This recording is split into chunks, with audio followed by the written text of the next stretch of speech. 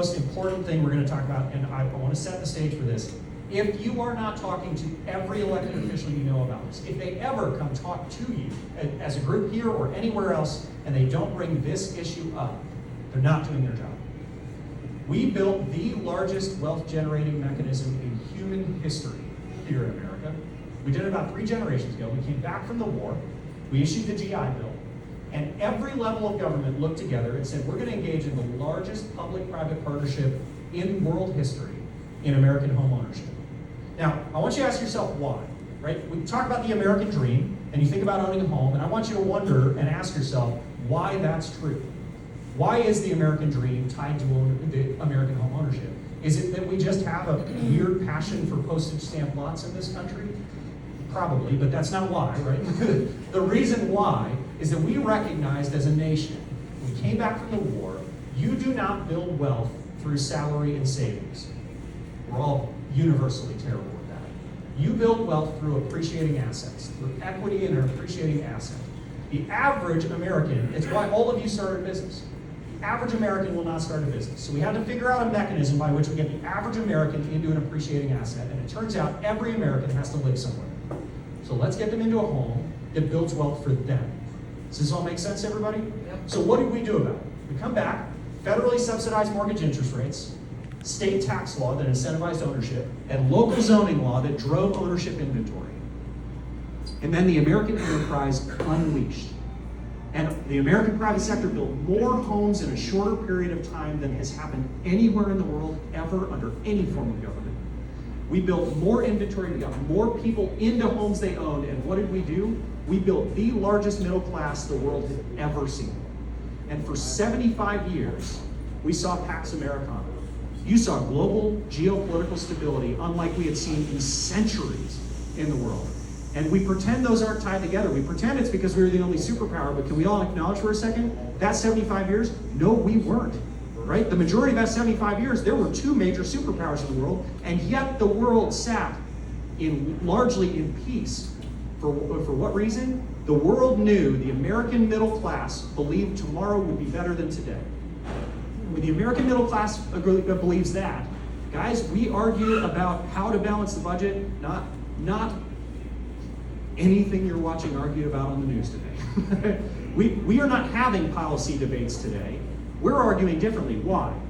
We're arguing differently because you have an entire generation of millennials who came out of school right around 08.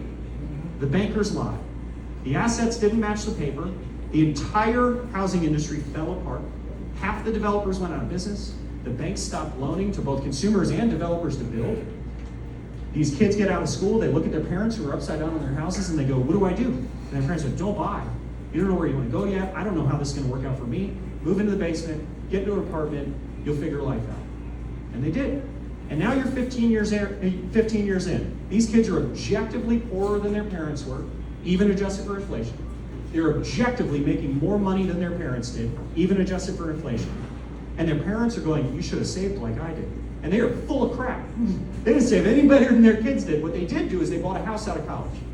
They turned that house into a bigger house with a nest egg that they built in that house.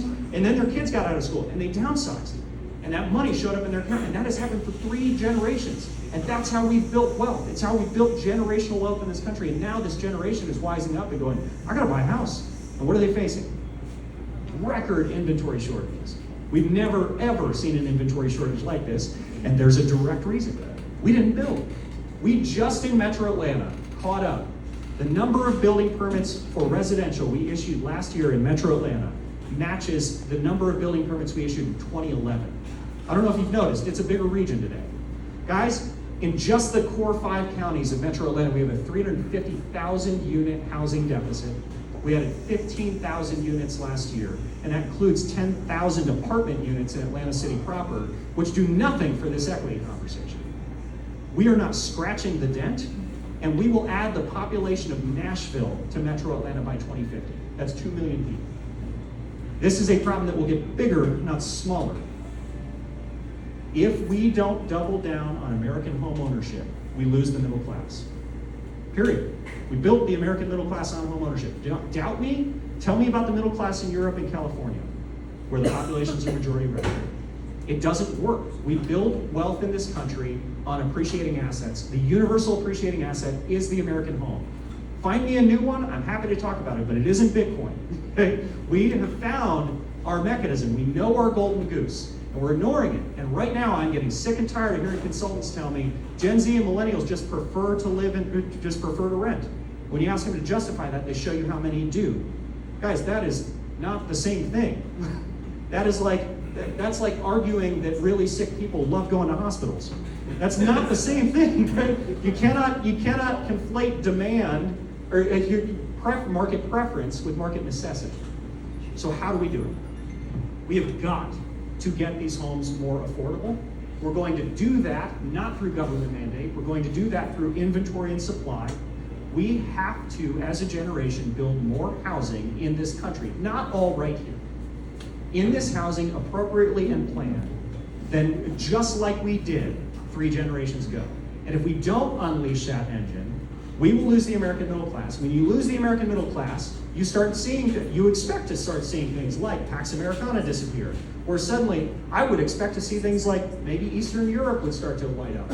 Maybe the Middle East would look crazy. Maybe it would look like Taiwan's door is getting knocked out. Oh, all those things are happening because we're losing the middle class today. This generation is convinced that tomorrow will be worse off than today. And if we don't do anything about this, guys, they're not wrong. This is the golden goose. We have to solve for it. So, in a city like Woodstock, we sit at 65% ownership versus rentership, which matches the national average for 3 generations. But the cities around me are shifting majority renter. There's nothing wrong with renting. For any of you who do rent, don't mishear me. I rented the dramatic majority of the start of my marriage. It's a perfectly okay thing. Again, a third of people for 3 generations have been doing that. If you want a financially stable people and city, you build financially stable families. You do that through generational wealth and appreciating assets. I can't get a brand new family or fresh out of college into a 2-acre lot and a white picket fence in downtown Woodstock anymore. That's not going to happen. Right? Affordably, that's not going to happen. But I can get you in a condo affordably. I can get you in a townhome affordably. And so here's my argument. Density is not a bad word. Unplanned density in wrong places with no infrastructure to support, yes, all in, totally agree. Planned, appropriately zoned density is not a bad word. The ownership-rentership ratio is the only metric we should be watching. When I was in the State House, we used to talk about the 3rd grade reading level is the leading indicator of how you predict prison population 15 years from now. Now, I've been looking for the actual data to support that, but that's sort of the common ethos down there. Forget whether it's true or not true. I want you to take the principle away from that. It feels like a totally unrelated, uncorrelated metric. It gives you a really good outlook into a different outcome, right? Guys, that's home ownership for us as a nation, let alone as a city.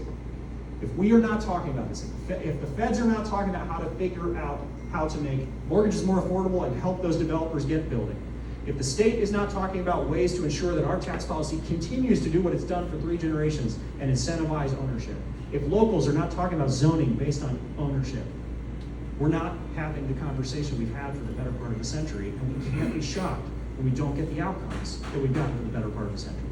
Does that make sense? Yeah. All of this rings true? Guys, this is the calling. If I can leave you with anything, it's this line. All American public policy is American housing policy, period. If you want to impact anything that bothers you about America today, you impact this issue. You want better rhetoric in this country? You want the middle class to talk to each other again? Get them optimistic about tomorrow. How do we do that? The same wealth generating mechanism we worked on for 3 generations. You want to solve geopolitical instability around the world? Work on this issue. Get the middle class united. You solve for that problem. You want to work on any issue we face, you work on building a stronger middle class, and the only way we've ever successfully done that in this country is through home ownership. And that's what we're after here.